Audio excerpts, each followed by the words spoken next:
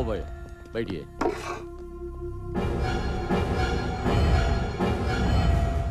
हाथ मिलाओ। కాదేర్ పాయింట్ రా. देखो भाई ఈ దందాలో మనం కొట్లాడుకోవడం అచ్చానే ఏదైనా ఉంటే బయటకే बात करेंगे सेटल అయిపోద్ది भाई नायक भाई मैं जिन्ना भाई को सपोर्ट करके नहीं बात कर रहा हूँ खाली फैक्ट చెప్తున్నా నువ్వు ఎంత చేసినా ఈ దందా జిన్నా బాయ్ది. కాదేర్ నేను ఈ మీటింగ్ ఎందుకు వచ్చినారు కనా ఫైనల్గా మీకు విషయం చెప్దామని. జిన్నాకి నాకు ఏ సంబంధం లేదు. మీరేం చేసుకుంటారో చేసుకోండి. నాయక్ భాయ్ ఏ అచ్చా నై. ఏంట్రా ధమ్కిస్తున్నావు?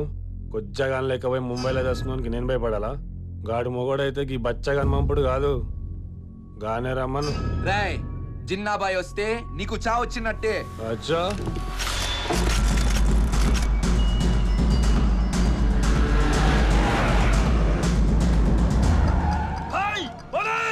మన గొడవల తర్వాత పోలీసులు దొరికామంటే పిట్టలు కాల్చినట్టు కాల్చేస్తారు. బాగో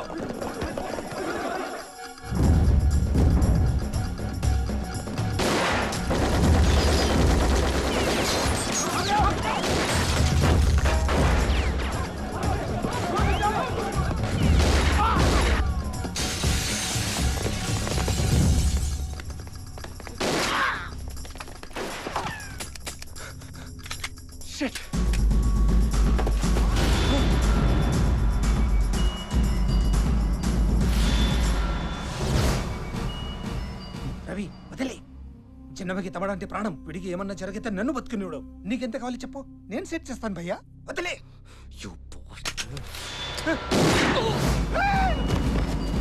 ఏంటి మొన్న నేను సెట్ చేస్తాను కదా మధ్యలో షూట్ చేసావు.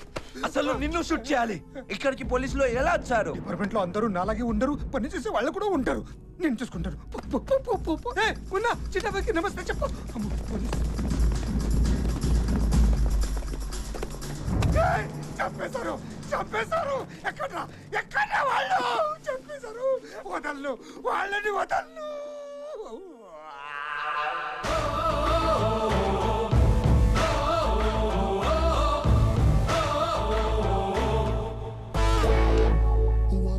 రేడియో మిర్చి 98.3 FM ఇది చాలా హాట్ గురు. Good morning Hyderabad. మీరు వింటున్నారు హలో హైదరాబాద్. నేను బాలకృష్ణాడి సార్. నువ్వు బాలకృష్ణ అయితే నేను చిరంజీవనా? ఇదిగో అప్పారావు ముందు ప్రోగ్రామ్ స్టార్ట్ చేయవయ్యా.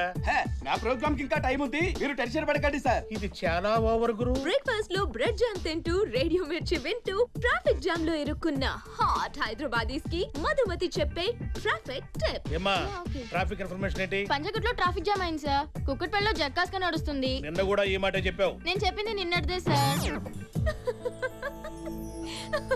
ఏంటమ్మా నీలో నువ్వే నవ్వుకుంటున్నావు? ప్రోగ్రామ్ లో నాకు వచ్చే కాల్స్ గుర్తొచ్చి వాళ్ళు చేసే ఎక్స్ట్రాలు తలుచుకుంటే నవ్వగట్లేదు నాన్న. మరీ అంత ఇబ్బందిగా ఉంటే వేరే జాబ్ ఏదైనా చూసుకోవచ్చు కదమ్మా. ఏ జాబ్ కెళ్ళినా ఇలాంటి ఇబ్బందులు తప్పవు నాన్న. ఏ జాబ్ కెళ్ళినా కాదు, ఎక్కడికి వెళ్ళినా ఇవి తప్పవు.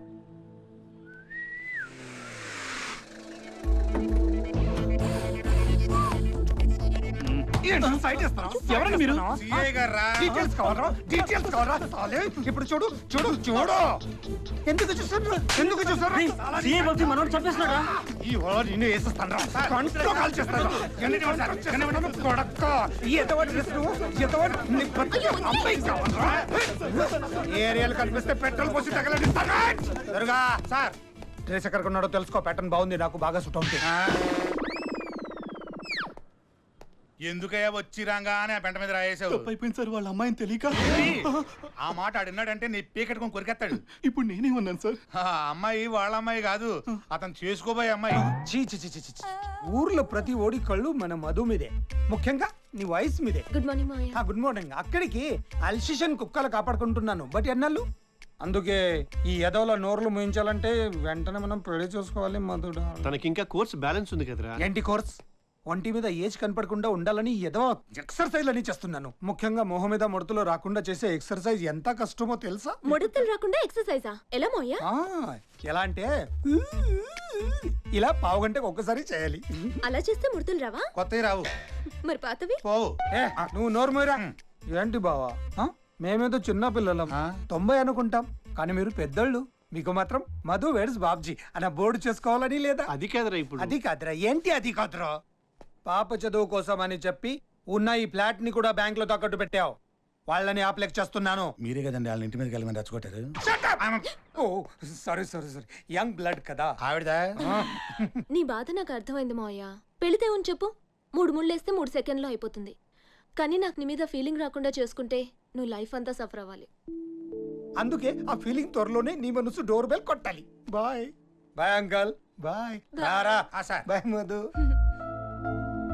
ఏంటి నాన్న అలా చూస్తున్నావు? నువ్వు ఇలా అవ్వడానికి కారణం వాడని తెలిసి కూడా ఎలా నవ్వుతూ మాట్లాడుతున్నానన్నా? అక్కడ బతకడం కోసం రేడియో జాకీగా నటిస్తున్నాను. ఇక్కడ నన్ను నేను కాపాడుకోవడం కోసం వాడి దగ్గర నటిస్తున్నాను. Good morning officers. I'm glad to join you guys. Thanks for the flowers. ఇవాళ నుంచి మనం కలిసి పనిచేయబోతున్నాం. జిన్నాబాయ్ ఎటువంటి హార్డ్ కోర్ క్రిమినల్ మనందరికీ తెలిసింది. అతని గురించి ప్రత్యేకంగా మీకు చెప్పక్కర్లేదు. మొన్న రీసెంట్ గా జరిగిన ఆపరేషన్ లో మన కళ్ళ ముందు ఆఫీసర్ చనిపోతే మనం ఏమీ చేయలేకపోయాం. Really it's a disgrace to department. ఆ టీమ్ ని లీడ్ చేసిన సిఐ బాబ్జీ ఎక్కడ? ఏంట్రా దుర్గా, ఈ డీసీపీ రాగానే నా మీద పడ్డాడు. ఎంక్వైరీ ఏంటండి? Good morning sir. Mister Babji, ఆ రోజున అందరు గన్స్ లోనూ ఫుల్ రౌండ్స్ అయిపోయినాయి. మీ గన్ లోంచి ఒక్క బుల్లెట్ కూడా ఫైర్ అవ్వలేదు. Any reason? మన వాళ్ళంతా డైరెక్ట్ గా ఆ గ్రూప్ ని అటాక్ చేస్తుంటే నేను వేరే రూట్ లో వెళ్ళి వెనక నుంచి ఫైర్ చేసి గ్రూప్ ని కన్ఫ్యూజ్ చేద్దాం అనుకున్నాను సార్. జిన్నాబాయ్ మట్కా నాకు ఇద్దరు ఒకే గ్రూప్ కదా, వాళ్ళిద్దరి మధ్య క్లాష్ ఎందుకు వచ్చినట్టు? వాడొట్టి ఎదవా సార్? జిన్నాబాయా? అయ్యో అతను గోల్డ్ సార్, మట్కనాయకి ఎదవా సార్. ఇప్పుడు మీరు ఒకరిని చెరదీసి దారి చూపిస్తే ఆడు మిమ్మల్ని లెక్క చేయకపోతే మీకు కాల్దా? చిన్నభాయ్ మట్కా నాయక్కి ఇక్కడ బిజినెస్ అంతా అప్పచెప్పి జాగ్రత్తగా చూసుకోమని ముంబై వెళ్ళిపోయాడు. ఈ రాస్కెల్ జున్నాబాయ్కి హ్యాండ్ ఇచ్చాడు. పద్ధతి అంటది. జిన్నాబాయ్ మీద మీకు సాఫ్ట్ కార్నర్ ఉన్నట్టుంది. అయ్యో లేదు సార్, మీరు అనవసరంగా నన్ను అనుమానిస్తున్నారు సార్. దుర్గా సార్, నేను ఎలాంటి వాడిని చెప్పరా సార్? సాటి లేని సారు మా Babuji sir. Law and order base చేసుకుని కోర్టు సంపాదించిన మహోన్నత వ్యక్తి. అది కాదు. చెప్తాను. అసలు ఈయనకి ఉద్యోగం చేయాల్సిన అవసరం లేదు సార్. ఎంటైర్ డిపార్ట్మెంట్ లోనే ప్రాపర్టీస్ లో నంబర్ 1. అది కాదురా. అదే అత్తాపూర్ లో 20 ఎకరాల పొలం ఉందండి. అంతే కదండి సార్. మియాపూర్ లో 3 అంతస్తుల బిల్డింగ్ ఉందండి. శంషాబాద్ లో 3000 గజాల సైట్ ఉంది సార్. అంతేకాదు సార్, జూబ్లీస్ లో పెద్ద building plus shopping complex. Correct చెప్పారా? అయితే మీ బాబ్జీ చాలా రిచ్ అన్నమాట. అవును సార్. పిల్లలు ఉన్నారా? ఇంకా పెళ్లి కాలేదు, still bachelor. Okay mister Babji, మీ అవసరం అయినప్పుడు పిలుస్తాను. You may leave. నా సంగతి సరేనండి, ముందు ఆఫీసర్ సంగతి చూడండి. పైన పెట్టని చూపించి కింద మసాలా నూనె రకంలో ఉన్నాడు. జాతకాలు మారిపోతాయి. ఇలాంటి వాళ్ళని చాలా మందిని చూశాను. నా జాతకని ఎవడో మర్చలేడు. ఓహో ఏమండోయ్, మీ అమ్మాయికి పెళ్లి గడియలు సెక్సర్ల మీద సెక్సర్లా కొట్టుకొచ్చేస్తున్నాయి. ఆ వచ్చేవాడు మామూలాడు కాదు, పోలీస్ ఆఫీసర్. ధూమ్ 1లో జాన్ అబ్రహం, ధూమ్ 2లో రితిక్ రోషన్. అలాంటి అందగాడు రాబోతున్నాడు. ఆల్రెడీ వచ్చేసాడు. చూసారా ప్రసాదరావు గారు, నేను ఇలా చెప్పానో లేదో, అమ్మాయిని చూసుకోవడానికి పెళ్లివారు వచ్చేశారు. కరెక్ట్ బావా. 9-9 శాస్త్రి గురించి నేను కూడా విన్నాను. ఈయన చెప్పింది చెప్పినట్లు జరుగుతుంది. Thank you. ఇంతకీ అబ్బాయి ఏం చేస్తున్నాడు? పంజాగొట్ట పిఎస్ లో సర్కిల్ ఇన్స్పెక్టర్ గా పనిచేస్తున్నాను. నేను అడిగింది నీ గురించి కాదు, మీ అబ్బాయి గురించి. వీళ్ళ అబ్బాయి పెళ్లి కొడుకు కాదు, ఈ అబ్బాయే పెళ్లి కొడుకు. Shiva Shiva, what nonsense you are talking. నా ఇమాజినేషన్ లో ఉన్న వరుడెక్కడ, బీడీ కట్ట మీద పుర్రు బొమ్మలా ఉన్న వీడెక్కడ? శాస్త్రి గారు మీరు అలా అనకండి. నా చేయి చూస్తే మీరే మీ ఒపీనియన్ మార్చుకుంటారు. నేను అంత రిస్క్ చేయలేను. ఏం కాదు, ఒకసారి చూడండి ప్లీజ్ గురూజీ ప్లీజ్. అది చెయ్య, అది చూసినాడు కూడా దరిద్రం పట్టుకుంటుంది. చేతి నిండా గోతులే. అసలు నువ్వు ఇప్పటిదాకా బతికుండడమే ఆశ్చర్యంగా ఉంది. కాసేపు ఇక్కడే ఉంటే నీ దరిద్రం నాకు కూడా చుట్టుకునేలావు. గురూజీ పెద్దలు మీరు అలా అనటం ఎంత మాత్రం భావ్యం కాదు. ఖచ్చితంగా ఈ అమ్మాయి నాదవుతుంది. ఎలా చెప్పగలవు? అన్నం తినాలని ఉంటుంది కానీ తినలేను. దాహం వేస్తుంది కానీ తాగలేను. పడుకోవాలని ఉంటుంది కానీ నిద్ర పట్టదు. దీన్నే ప్రేమ అంటారు. కాదు, చికెన్ గున్యా అంటారు. కాబట్టి ఆ అమ్మాయిని మర్చిపోను. మర్చిపోతావు. అదే జాతకం. చిచిచి ఎడికి జాతకం చెప్పడం రాదు, తొక్క రాదు. రిమెంబర్ బేబీ, నీకు నేను చెప్పిన క్వాలిటీస్ ఉన్నవాడే వరుడిగా వస్తాడు తప్ప ఈ నెత్తురు గుడ్లోడు కాదు. నీ జాతకంలో శని ఆల్రెడీ ఎంటర్ అయిపోయాడు. వాయువేగంతో దూసుకొస్తున్నాడు. ఎప్పుడు ఏ రూపంలో నీ మీద దాడి చేస్తాడో చెప్పలేను.